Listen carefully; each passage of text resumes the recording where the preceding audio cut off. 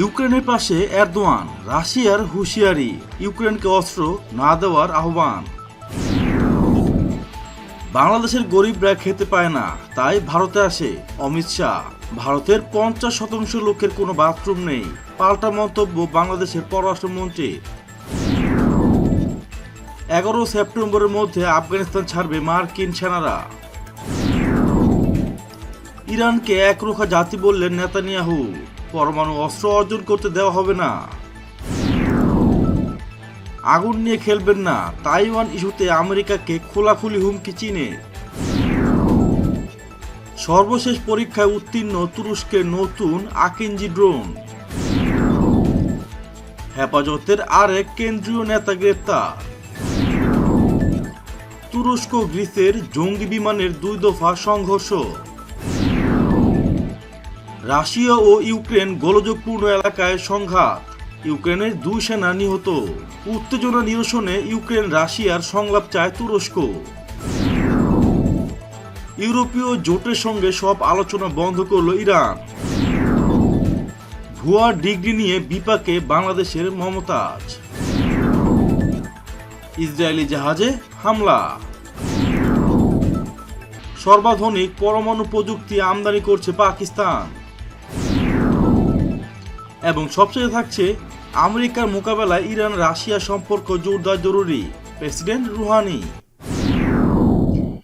Ukraine সংকটকে কেন্দ্র করে Russia এবং তুরস্কের সম্পর্কে বড়সড় ছেদ পড়তে যাচ্ছে।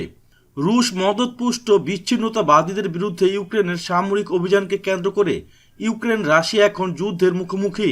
এই ইস্যুতে ইউক্রেনকে সব ধরনের সহায়তা দিতে প্রস্তুত বলে জানিয়েছেন তুরস্কের প্রেসিডেন্ট রিসেপ তাইয়েপ এরদোয়ান।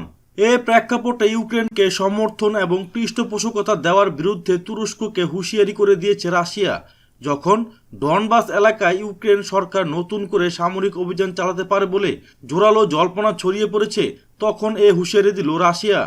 রাশিয়ার পররাষ্ট্রমন্ত্রী সের্গেই ল্যাভরভ তুরস্ককে এবং ইউক্রেন ইস্যুতে জড়িত বিচ্ছিন্নতাবাদী বিরোধী সব দেশকে সতর্ক করেন। তিনি বলেন, ইউক্রেন তার নিজের জনগণের বিরুদ্ধে যুদ্ধে লিপ্ত রয়েছে। খবরে বলা হয়, ইউক্রেনে অস্ত্র সরবরাহ বন্ধে তুরস্ক সহ বেশ কয়েকটি দেশকে আহ্বান জানায় রাশিয়া। এমন এক সময় এই আহ্বান এসেছে যখন উত্তর ইউক্রেনে উত্তেজনা নতুন মাত্রা পেয়েছে। বাংলাদেশের গরিব মানুষ এখনও খেতে পাচ্ছে না বলে মন্তব্য করেছেন বিজেপির সাবেক সভাপতি ও ভারতের কেন্দ্রীয় স্বরাষ্ট্রমন্ত্রী অমিত শাহ। মঙ্গলবার অমিত শাহের একটি সাক্ষাৎকার প্রকাশ করেছে আনন্দবাজার পত্রিকা। এদিকে বাংলাদেশ নিয়ে বিজেপির সাবেক সভাপতি ও ভারতের কেন্দ্রীয় স্বরাষ্ট্রমন্ত্রী অমিত শাহের মন্তব্যের কড়া জবাব দিয়েছেন ডাক্তার এ কে আব্দুল মোমেন। অমিত শাহকে এক হাত নিয়েছেন তিনি, বলেছেন, বাংলাদেশ নিয়ে তার জ্ঞান সীমিত। আমাদের দেশে এখন কেউ না খেয়ে মরে না, এখানে কোনো মঙ্গল নেই। পররাষ্ট্রমন্ত্রী মোমেন বলেন, ভারতের 50% লোকদের ভালো কোনো বাথরুম নেই, আর আমাদের 90% লোকই ভালো বাথরুম ব্যবহার করেন। আমার দেশের শিক্ষিত লোকের চাকরির অভাব আছে, তবে অশিক্ষিত লোকের চাকরির অভাব নেই। আর ভারতের লক্ষাধিক লোক বাংলাদেশে চাকরি করে, তাই আমাদের ভারতে যাওয়ার কোনো প্রয়োজন নেই। তারা যদি এ ধরনের চিন্তা করে থাকে তাহলে আমি বলবো তাদের জ্ঞানের পরিধি বাড়াতে হবে। চলতি বছরের আগামী 11 সেপ্টেম্বরের মধ্যে মার্কিন সেনারা আফগানিস্তান ছাড়বেন বলে ঘোষণা দিতে যাচ্ছেন যুক্তরাষ্ট্রের প্রেসিডেন্ট জো বাইডেন। মার্কিন গণমাধ্যমকে এ তথ্য জানিয়েছেন দেশটির কর্মকর্তারা। গত বছরের 29 ফেব্রুয়ারি কাতারের রাজধানী দোহায় শান্তি চুক্তি স্বাক্ষরের পর মার্কিন সরকার ঘোষণা দেয়, তালেবান যদি তাদের প্রতিশ্রুতি বজায় রাখে তাহলে যুক্তরাষ্ট্র ও ন্যাটো জোট আফগানিস্তান থেকে পরবর্তী 14 মাসের মধ্যে সকল সেনা প্রত্যাহার করে নেবে। ইরানের নাতানজু পরমাণু কেন্দ্রে সাইবার হামলাকে যুদ্ধ অপরাধের সঙ্গে তুলনা করে জাতিসংঘে চিঠি দিয়েছে তেহরান। এদিকে ইসরায়েলি প্রধানমন্ত্রী বেনিয়ামিন নেতানিয়াহু এ বিষয়ে স্পষ্ট কোনো বক্তব্য না দিলেও তেহরানের পরমাণু কার্যক্রম মেনে নেওয়া হবে না বলে মন্তব্য করেন। দেশটির প্রধানমন্ত্রী বেনিয়ামিন নেতানিয়াহু বলেন, ইসরায়েলের প্রধানমন্ত্রী হিসেবে আমার নীতি একেবারেই পরিষ্কার। কোনোভাবেই ইরানকে এমন অবস্থানে পৌঁছতে দেওয়া যাবে না যাতে করে তারা বিধ্বংসী অস্ত্র বানাতে পারে, কারণ ইরান একটি একরোখা জাতি। রবিবার দেশের প্রধান পরমাণু কেন্দ্র নাতানজে সাইবার হামলা চালানোর জন্য ইসরায়েলি গোয়েন্দা সংস্থা মোসাদকে দায়ী করে তেহরান। পরে ইসরায়েলি সংবাদ মাধ্যমও বিষয়টি স্বীকার করে। তাইওয়ান ইস্যুতে ফের আমেরিকার বিরুদ্ধে কড়া অবস্থান নিল চীন। পুরোপুরি হুমকি সুরে ওয়াশিংটনকে শাসিয়ে বেইজিং জানিয়ে দিল তারা যেন আগুন নিয়ে না খেলে। কয়েকদিন আগেই তাইওয়ানের সঙ্গে সম্পর্ক নিয়ে নতুন নির্দেশিকা জারি করেছে বাইডেন প্রশাসন, আর তাতেই চটেছে চীন। বরাবরই ফিলিপিন্স ও তাইওয়ানের বিরুদ্ধে বেইজিংয়ের আগ্রাসনের অভিযোগ তুলতে দেখা গিয়েছে আমেরিকাকে। এবার নয়া নির্দেশিকায় দ্বীপ রাষ্ট্রটির কূটনীতিবিদ ও আমলাদের সঙ্গে সাক্ষাৎ ও আলোচনার দ্বার আরও প্রশস্ত করেছে ওয়াশিংটন।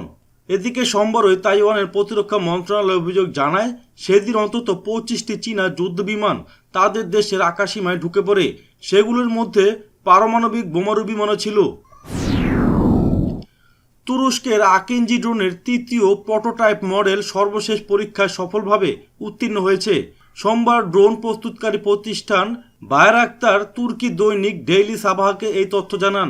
সেলচুক বায়রাক্তার জানান নতুন ড্রোনটি মধ্যম উচ্চতার শনাক্তকরণ পরীক্ষায় উত্তীর্ণ হয়েছে। তিনি আরও জানান সম্পূর্ণ দেশীয় প্রযুক্তিতে তৈরি এ সামরিক ড্রোনের গণ উৎপাদন শিগগিরই শুরু করা হবে। ডেইলি সাবার প্রতিবেদনে বলা হয় এবছরেই তুরস্কের সামরিক বাহিনীতে আকিঞ্জি ড্রোন সরবরাহের প্রত্যাশা করা হচ্ছে। রাজধানী থেকে হেফাজত ইসলামের আরেকজন কেন্দ্রীয় নেতাকে গ্রেপ্তার করা হয়েছে। তার নাম মুফতি শরীফুল্লাহ। তিনি হেফাজতের কেন্দ্রীয় কমিটির সহ প্রচার সম্পাদক। মঙ্গলবার যাত্রাবাড়ির মীর হাজারীবাগ এলাকা থেকে তাকে গ্রেপ্তার করে ডিবি ওয়ারি বিভাগ। পূর্ব ভূমধ্য সাগরের বিরোধপূর্ণ এলাকায় নিয়ন্ত্রণ নিয়ে তুমুল উত্তেজনা চলছে তুরস্ক ও গ্রিসের মধ্যে। এরই মধ্যে আজিয়ান সাগরের আকাশে দুই দেশের জঙ্গি বিমানের 2 দফা সংঘর্ষের ঘটনা ঘটেছে। গতকালকের এই ঘটনায় বড় ধরনের ক্ষয়ক্ষতির খবর পাওয়া যায়নি। গ্রিসের প্রতিরক্ষা মন্ত্রণালয় বলছে বেশ কয়েকটি তুর্কি F-16 জঙ্গি বিমান আমাদের আকাশসীমায় 29 বার লঙ্ঘন করেছে। এ সময় দুই দেশের জঙ্গি বিমানের মধ্যে 2 দফা সরাসরি সংঘর্ষ হয়। এ সংঘর্ষে কোন ধরনের জঙ্গি বিমান ব্যবহার করা হয়েছে তা প্রকাশ করেনি গ্রিস। তবে সামরিক বিশেষজ্ঞরা ধারণা করছেন এমন মিশনের ক্ষেত্রে ফ্রান্সের মিরাজ 2000 জঙ্গি বিমান ব্যবহার করতে পারে দেশটি। ইউক্রেনের পূর্বাঞ্চলীয় ডনবাস এলাকায় রুশপন্থী গেরিলাদের সঙ্গে নতুন সংঘর্ষে ইউক্রেনের 2 সেনা নিহত হয়েছে। যখন রাশিয়া ও ইউক্রেনের মধ্যে প্রচণ্ড সামরিক উত্তেজনা চলছে তখন এই 2 সেনা নিহতের ঘটনা ঘটল।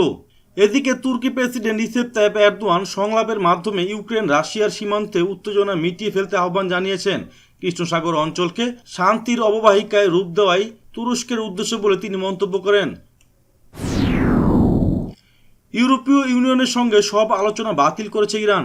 একই সঙ্গে তেহরানের পক্ষ থেকে ইউরোপীয় ইউনিয়নের উপর পাল্টা নিষেধাজ্ঞাও আসতে পারে।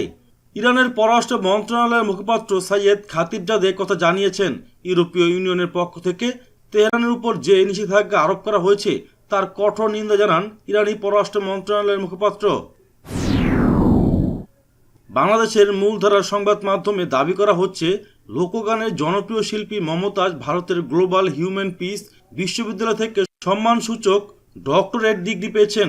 বিডি ফ্যাক্ট চেক এর অনুসন্ধানে দেখা যাচ্ছে ভারতের গ্লোবাল হিউম্যান পিস ইউনিভার্সিটি নামে বৈধ কোনো বিশ্ববিদ্যালয় নাই। তবে এই নামে একটি ওয়েবসাইট আছে যারা টাকার বিনিময়ে সম্মানসূচক ডক্টরেট ডিগ্রি দিয়ে থাকে, যা ভারতের the university grants commission UGC act 1956 অনুযায়ী অবৈধ। সংযুক্ত আরব আমিরাতের উপকূলে ইহুদিবাদী ইসরায়েলের মালিকানাধীন একটি জাহাজে হামলা হয়েছে। হাইপেরিয়ন নামের এই জাহাজটি ইসরায়েল সরকারের পিসিসি কোম্পানির সঙ্গে যুক্ত। মধ্যপ্রাচ্যে বিভিন্ন গণমাধ্যম খবর দিয়েছে যে আরব আমিরাতের ফুজায়রার কাছে জাহাজটি হামলার শিকার হয়। কোনো কোনো গণমাধ্যম হামলার জন্য ইরানকে দায়ী করছে। শিক্ষা ও স্বাস্থ্য খাতে ব্যবহারের অজুহাতে সর্বাধুনিক পরমাণু প্রযুক্তি পাওয়ার জন্য পাকিস্তান সব ধরনের আন্তর্জাতিক সুরক্ষা এড়িয়ে যাওয়ার চর্চা করে যাচ্ছেন, এমন অভিযোগ করে আসছে বেশ কয়েকটি দেশ। এবার এ তালিকায় নাম লেখালো নরওয়ে। দেশটির নিরাপত্তা সংস্থার তৈরি হুমকি পর্যবেক্ষণমূলক প্রতিবেদনে পাকিস্তানের ডুয়েল ইউজ টেকনোলজির দ্বৈত ব্যবহার সক্ষম প্রযুক্তি, যা সামরিক ও শান্তিপূর্ণ দুটি উদ্দেশ্যে ব্যবহার করা যায়, ব্যবহার নিয়ে উদ্বেগ প্রকাশ করা হয়েছে। তবে পাকিস্তানের পক্ষ থেকে এর প্রতিবাদ জানানো হয়েছে। ইসলামী প্রজাতন্ত্র ইরানের প্রেসিডেন্ট ডক্টর হাসান রুহানি বলেছেন পারস্য উপসাগরীয় অঞ্চলে দখলদার ইসরায়েলের মতো উত্তেজনা সৃষ্টিকারীকে উপস্থিতির সুযোগ করে দেওয়া একটি ভয়াবহ পদক্ষেপ।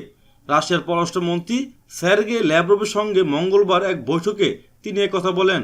রুহানি আরও বলেন, আমেরিকার একপেশে নীতি ও হস্তক্ষেপমূলক তৎপরতা রুখতে এবং আঞ্চলিক শান্তি ও স্থিতিশীলতার জন্য তেহরান ও মস্কোর মধ্যে সম্পর্ক জোরদারের প্রয়োজনীয়তা রয়েছে।